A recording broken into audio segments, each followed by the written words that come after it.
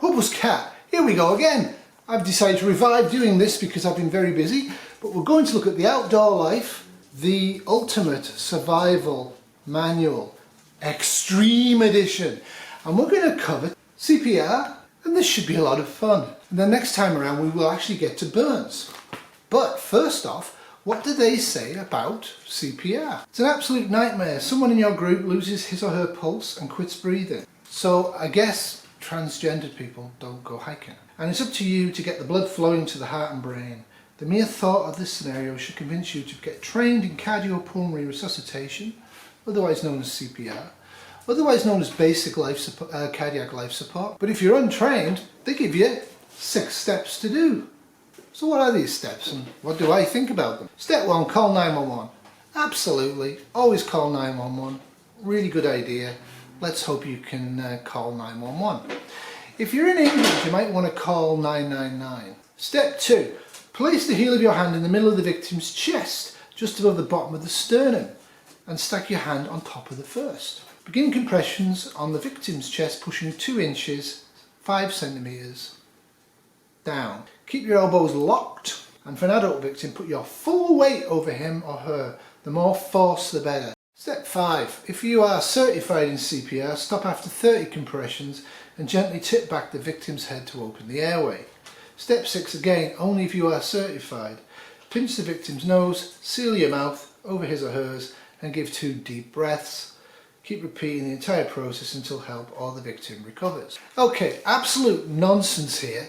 First off, the more force the better. Why don't you just get a hammer and start banging away? Obviously you wouldn't do that, but I have seen ribs broken multiple times. If the person in arrest, and we'll get to that, is actually 90 pounds and you're a 350 pound male, go gently. The idea is to compress the sternum, the middle of the rib cage, and go down about this much. And you want to allow it to be done in a certain way.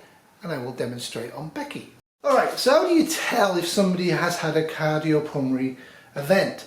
There's no breathing, there's no pulses. So you should know where the pulses are. You should be able to feel the pulses on your dog or your victim. And the next thing you want to do is you want to have a little look inside their little eyes. Because if the eye reacts to light, they have not had a cardiac pulmonary resuscitation. They are dead when they have a CPR event. Dead. They're not a victim, they are a dead person who's had, for whatever reason, could be a stroke in the brain or the heart, they have had an event that has killed them. What you might be able to do is to allow their body to actually come back from being dead. Now this is an important distinction, and it's a very important distinction. The reason being, if somebody's dead, where's the pressure here? There is none. You're not trying to keep them alive. You're seeing if whatever will bring them back from being dead. Oh, Becky suffered a CPR event. First off, have a look at the area.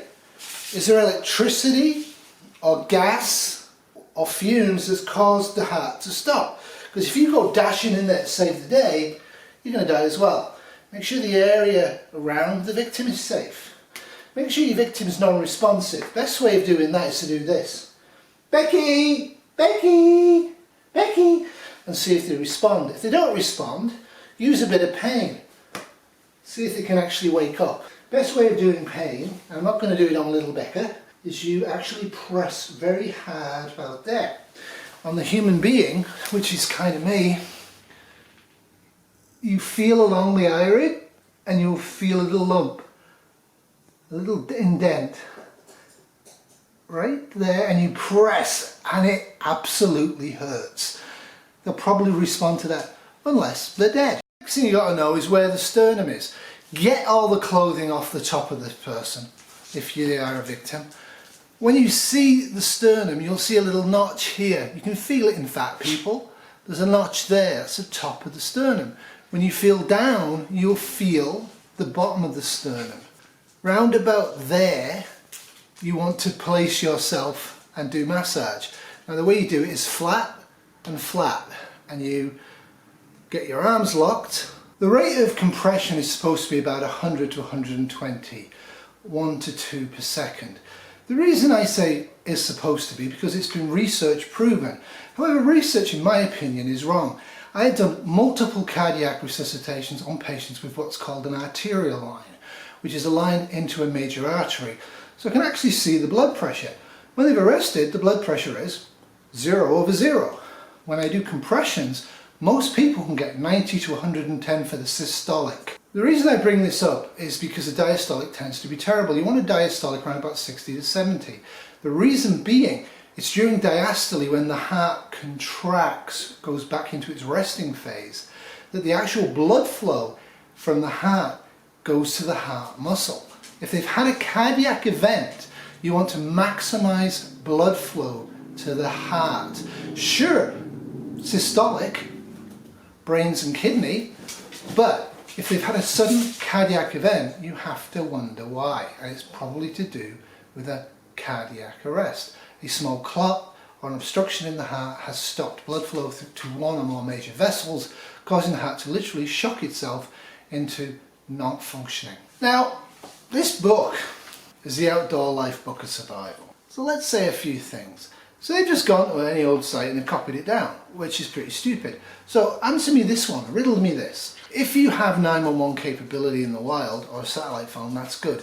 How long is it going to take for a paramedic to show up? That's the first thing you need to be thinking about. Unless you're an MD, you're not actually allowed to stop CPR once you commence it until you collapse of exhaustion.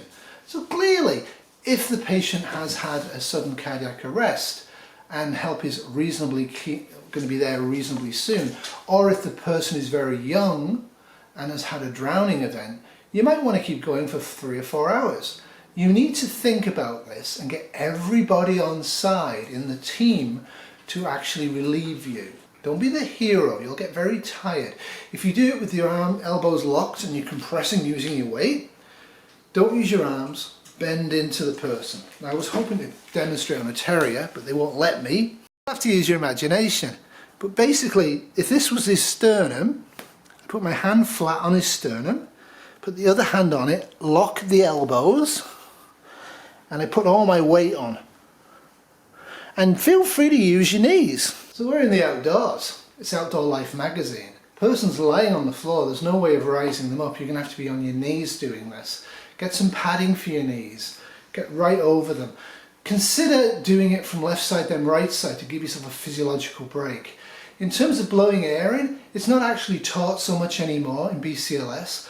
The theory being that if you don't get the heart revived within a 20-minute period, and the only really effective way of doing that is electrical shock external, the AED, it's a bit of a waste of time. So that being said, you might be faced with somebody on the ground who you're going to start doing massage on. You may have to do it for 4 to 5 to 6 hours before help arrives. Pretty daunting. By the end of that, if it is a true cardiopulmonary arrest, their brain will be anoxic. That means there's been no blood flow, no significant blood flow to the brain for long enough, 20 minutes is an outside, that they're doomed. The exception being young children and young teens who've had a sudden cold immersion. They're a little different. Okay, there's no point in gently tipping back the airway unless you've been trained how to scoop it and how to keep the tongue out of the way. They're also possibly highly likely to vomit, so you need to be able to get false teeth in and out of the airway and into the mouth for a seal. You can't really do mouth-to-mouth resuscitation on somebody who needs false teeth without the false teeth in. Here we go again. So they say pinch the nose and use the mouth. If you can, if your gob's big enough, go over both. It's a lot easier that way. Be really gentle with the breath in if it's a small child or a very elderly, thin person. Remember, the older people are more likely to experience this. Now you've got to ask yourself in the wells, why has this happened? It could be some fat git like me who's overdone it and has gone and collapsed down. In which case I hope you keep going for as long as you can. The chances are there's a traumatic injury. Shush, Behr.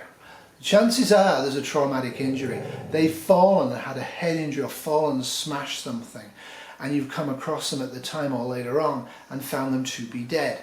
No pulse, no breathing, and again a glass, a mirror is actually good for this, but you can listen with your ear, and when you open the eye, the pupil is fixed and dilated to light. You don't need strong light, but if it's a sunny day, go like this and then get a flashlight in from the side. If both pupils aren't reacting, They have no pulse and they have no breathing, and they are room temperature, which will feel cold. You're never going to save them. You found them dead, and I wouldn't waste my breath. However, if it's a member of your party, you might want to give it a good go. The wild CPR is going to be a lot different from the urban, suburban and the home, and you need to get some training. CERT training, St. John's Ambulance, Red Cross, schools, they all do this, and it doesn't cost much, and a basic CPR course is good.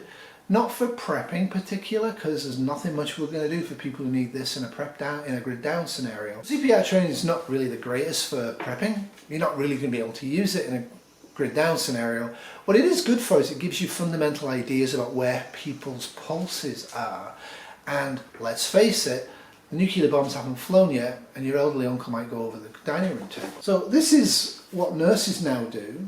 There was a time and a place where nurses used to do this all the time, and we were very well trained. I in fact had my advanced cardiac life support so I could push drugs and defibrillate. Defibrillate's electrical shock. Since I haven't done it because I've got a crash cart team now, so I don't bother. So one of the things you might want to do if you're really heavily into this is trying to get basic cardiac life support training.